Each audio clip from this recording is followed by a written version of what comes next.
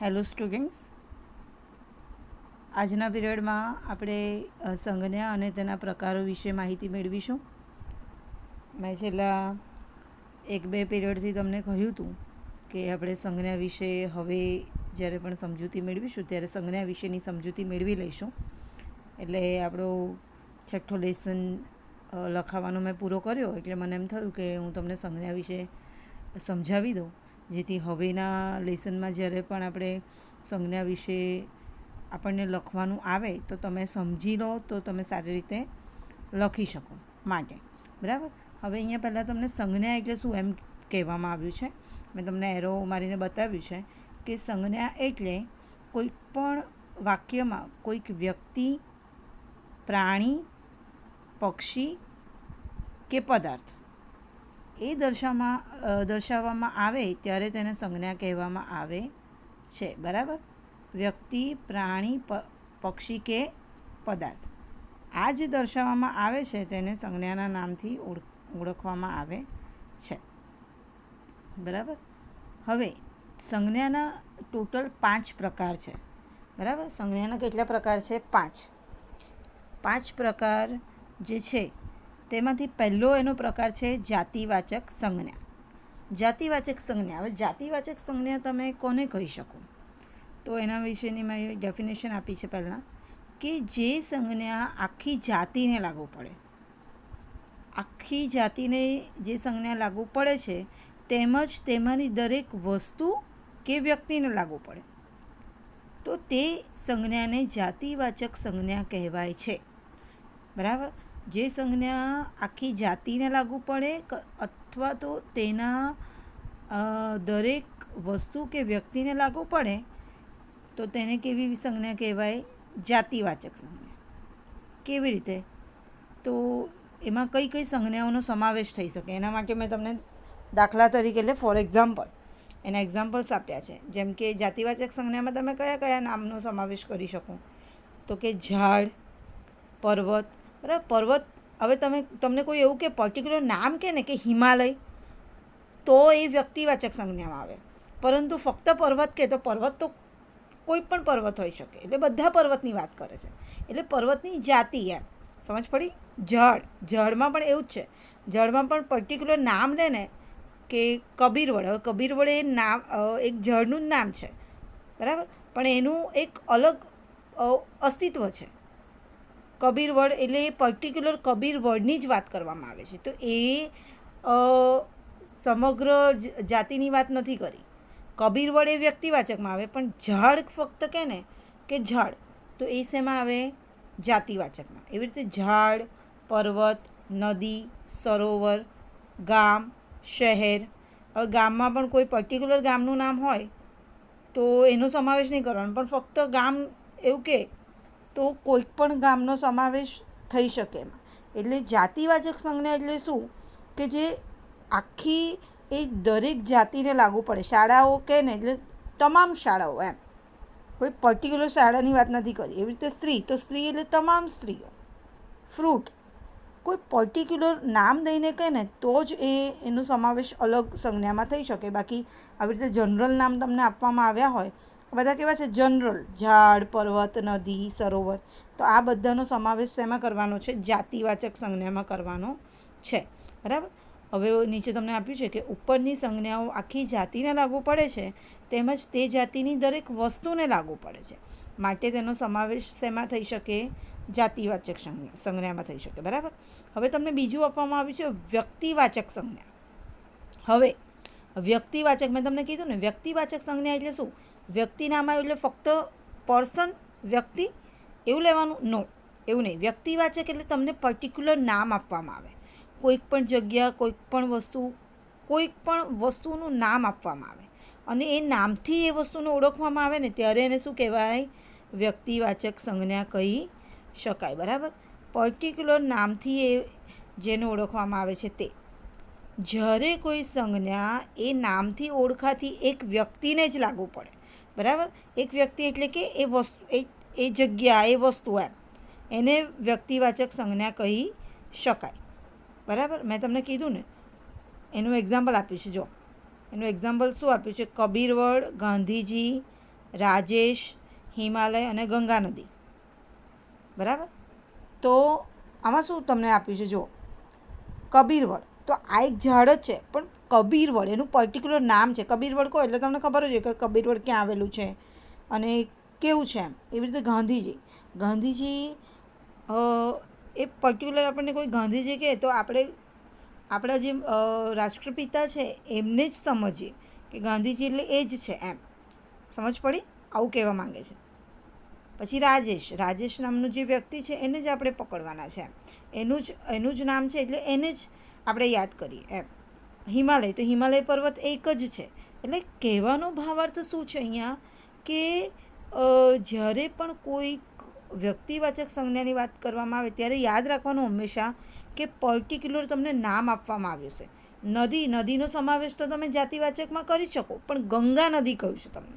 સમજ પડી? એવી રીતે નર્મદા નદી કહ્યું હોય તો વ્યક્તિવાચક સંજ્ઞામાં આવી શકે. સમજ પડી આટલી?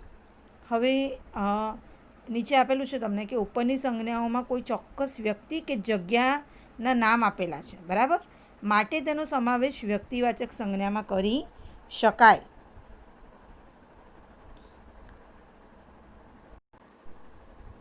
જો આગળ હવે થર્ડ જે છે તે સંજ્ઞાનું નામ છે દ્રવ્યવાચક સંજ્ઞા. હવે આ સૌથી ઇઝી, મને એવું લાગે છે કે દ્રવ્યવાચક સંજ્ઞા જે છે તે ઓળખવી સૌથી ઇઝી છે. દ્રવ્યવાચક સંજ્ઞા, દ્રવ્ય એટલે શું કે બધી વસ્તુઓ, ખાવા પીવાની વસ્તુઓનો સમાવેશ અને પ્લસ જે પણ ધાતુઓ છે. ધાતુ એટલે શું? સોનું, ચાંદી, લોખંડ, પિત્તળ, તાંબુ. બરાબર? આ બધી વસ્તુ, એ બધાનો સમાવેશ દ્રવ્યવાચક સંજ્ઞામાં કરી શકાય. બરાબર? દ્રવ્યવાચક સંજ્ઞા એ તમારો સંજ્ઞાઓમાં ત્રીજો પ્રકાર છે. બરાબર? હવે આ સંજ્ઞામાં કોનો સમાવેશ થઈ શકે છે કે જે સંજ્ઞાઓ દ્રવ્યો માટે વપરાય છે તેને દ્રવ્યવાચક સંજ્ઞા કહેવાય છે. દ્રવ્યો એટલે શું? પહેલાંના જમાનામાં પૈસાને દ્રવ્ય કહેવામાં આવતું હતું. બરાબર? એવી રીતે લિક્વિડને પણ દ્રવ્ય કહેવામાં આવે છે. તો અહીંયા તમને નીચેના માટે થોડાક એક્ઝામ્પલ આપ્યા છે, જોઈ લો. આ બધા એક્ઝામ્પલ. દાખલા તરીકે પાણી, બરાબર, વોટર, દૂધ, ઘી, ચોખા, બાજરી, ચાંદી, સોનું, લોખંડ વગેરે. બરાબર? આ બધી જે વસ્તુઓ છે, ચોખા સિવાય તમને ઘઉં આપવામાં આવે કે જુવાર આપવામાં આવે, પિત્તળ, તાંબુ, આ બધી વસ્તુઓનો સમાવેશ શેમાં થશે? દ્રવ્યવાચક સંજ્ઞામાં કરી શકાશે. સમજ પડી? તો આને દ્રવ્યવાચક સંજ્ઞા કહી શકાય. આગળ જુઓ, ચોથો નંબરની સંજ્ઞા છે સમૂહવાચક સંજ્ઞા. કઈ છે? સમૂહવાચક સંજ્ઞા. તો સમૂહવાચક, હવે તમને નામ પરથી જ ખબર પડી જાય. સમૂહ એટલે શું છે? એક સંગઠન, બધા વ્યક્તિઓ કે વસ્તુઓનો જથ્થો, એમ જથ્થો કહેવામાં આવ્યું છે.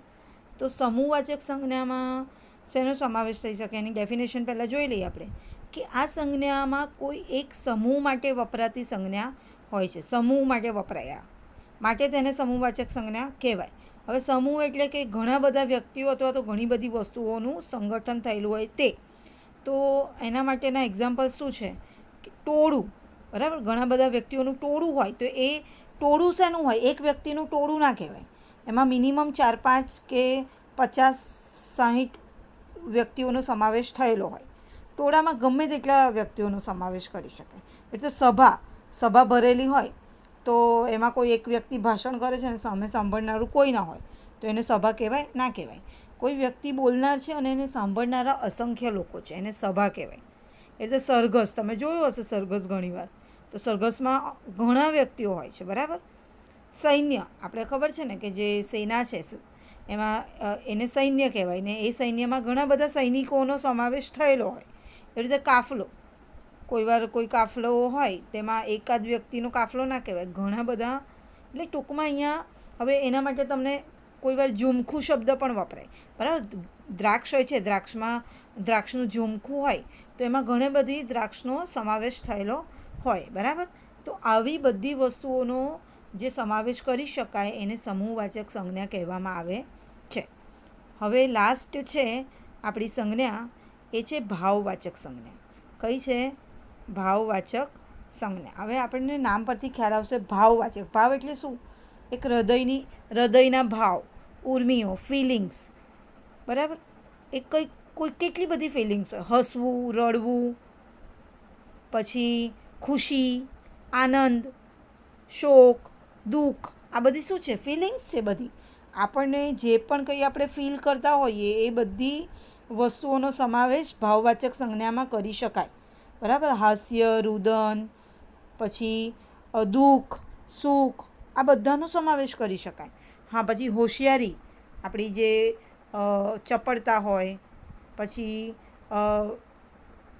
અહીંયા ડહાપણ, હોશિયારીનો પણ સમાવેશ કરેલો છે. આપણે જોઈ લઈએ પહેલાં. ભાવવાચક સંજ્ઞા એટલે કે જે સંજ્ઞામાં વિવિધ પ્રકારના ભાવો સૂચવાયા હોય તો તેવી સંજ્ઞાને ભાવવાચક સંજ્ઞા કહેવામાં આવે છે. દાખલા તરીકે ડહાપણ. બરાબર? જે પણ આપણે સારી બુદ્ધિ વાપરીએ અને ડહાપણ જરૂર પડે ત્યાં વાપરીએ તેને ભાવવાચક સંજ્ઞા કહેવાય. તેવી રીતે હોશિયારી, ખટાશ. બરાબર? આપણને કોઈ વસ્તુ ખાટી લાગે તો આપણને આમ તરત ફીલ થાય કે ના આ ખાટું છે, આ કડવું છે. ઊંઘ, પ્રેમ, સુખ, દુઃખ, ગરમી, ઠંડી, આ બધી વસ્તુઓનો સમાવેશ શેમાં થઈ શકશે? ભાવવાચક સંજ્ઞામાં થઈ શકશે. હવે મેં તમને આ 5 સંજ્ઞા સમજાવી દીધી જે તમારા કોર્સમાં છે, સંજ્ઞા અને તેના પ્રકારો.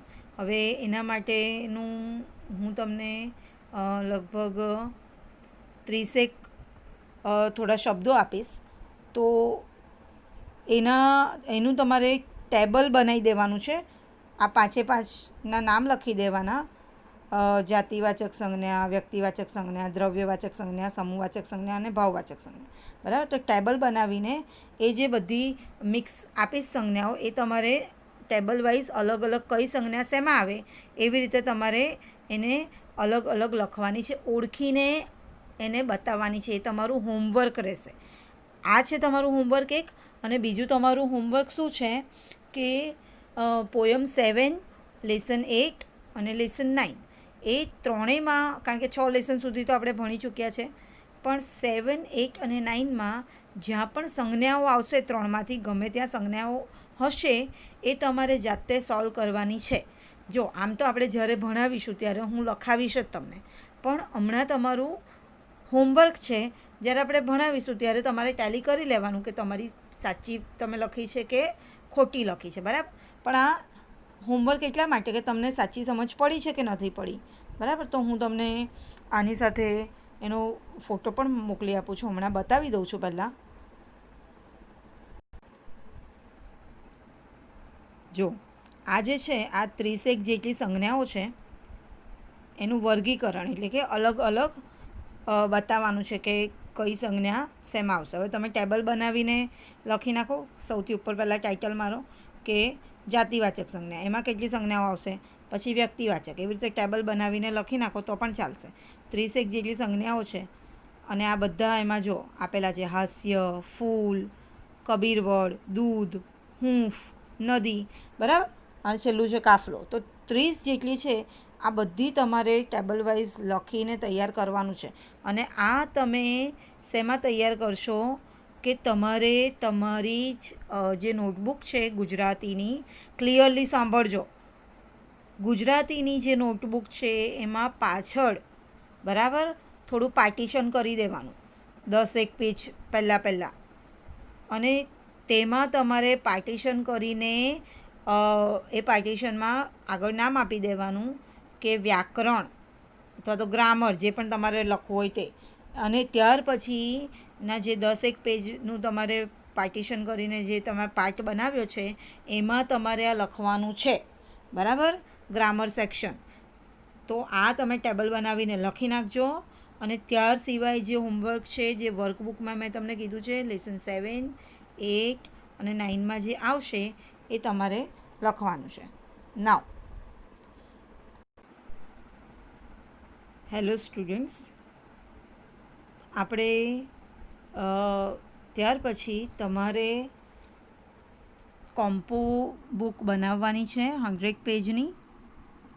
અને એમાં તમારે લખવાનું છે આજે 2 વિચાર વિસ્તાર આપેલા છે તે. એ 2 વિચાર વિસ્તાર છે તે તમારે કોમ્પો બુકમાં ઉપર ટાઇટલ આપવાનું વિચાર વિસ્તાર એમ કરીને, અને તમે ટાઇટલ આપશો, હું તમને લખીને આપી દઈશ કેવી રીતે લખવાનું વિચાર વિસ્તાર ગુજરાતીમાં, અને ત્યાર પછી તમારે આ બંને વિચાર વિસ્તાર લખવાના રહેશે. તો આ 2 વિચાર વિસ્તાર જે છે તેમાંનો પહેલો વિચાર વિસ્તાર શું છે? વિચાર વિસ્તાર એટલે શું કહેવાય કે કોઈ એક એવો થોટ છે, એવી પંક્તિ છે, એવી સૂક્તિ છે, તેને તમારે વિસ્તારથી લખવાની, એનો ભાવાર્થ સમજાવવાનો. તો ભાવાર્થ સમજાવવા માટે તમે એ પંક્તિને વારંવાર વાંચો, 2-3 વાર મિનિમમ વાંચો, અને ત્યાર પછી તમે એનો ભાવાર્થ સમજી શકશો. બરાબર?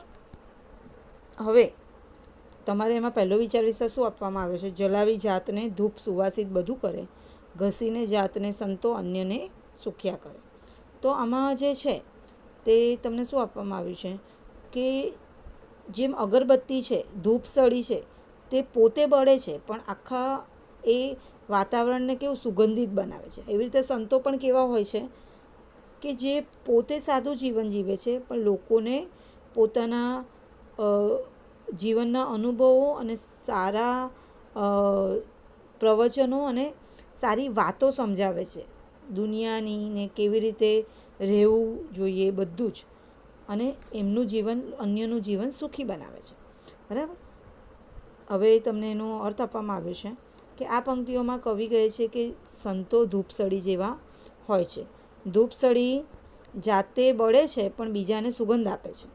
સંતો પણ પોતે દુઃખ સહન કરે છે અને બીજાને સુખી કરે છે. બરાબર? સંતોનું જીવન આદર્શ હોય છે. તેઓ બીજા માટે જ જીવે છે. તેમણે સેવા ધર્મ સ્વીકારેલો છે અને તેઓ નિસ્વાર્થ ભાવે લોકોની સેવા કરે છે. તેઓમાં પોતાના ભોગે બીજાને સુખી કરવાની ભાવના હોય છે. અને એના માટે તમને એક્ઝામ્પલ કયા આપવામાં આવ્યા છે? જો ગાંધીજી, જે આપણને ખબર છે આપણા રાષ્ટ્રપિતા હતા, અને રાષ્ટ્રપિતા છે, અને તેમણે આઝાદીની લડતમાં કેટલો મહત્ત્વનો ફાળો આપ્યો છે આપણને ખબર છે.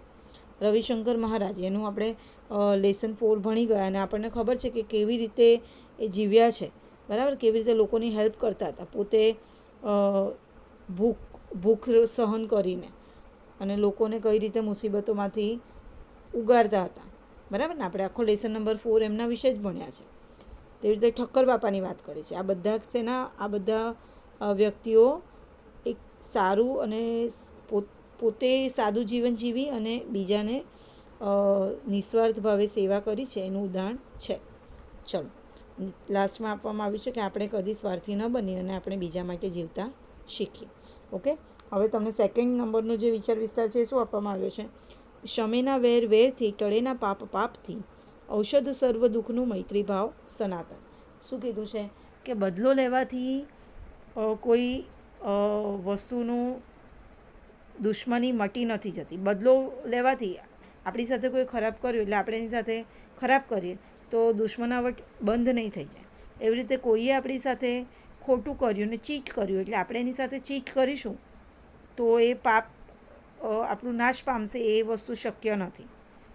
બધી વસ્તુઓનું, બધા દુઃખનું ઔષધ શું છે, દવા શું છે? તો મૈત્રી ભાવ છે. બરાબર?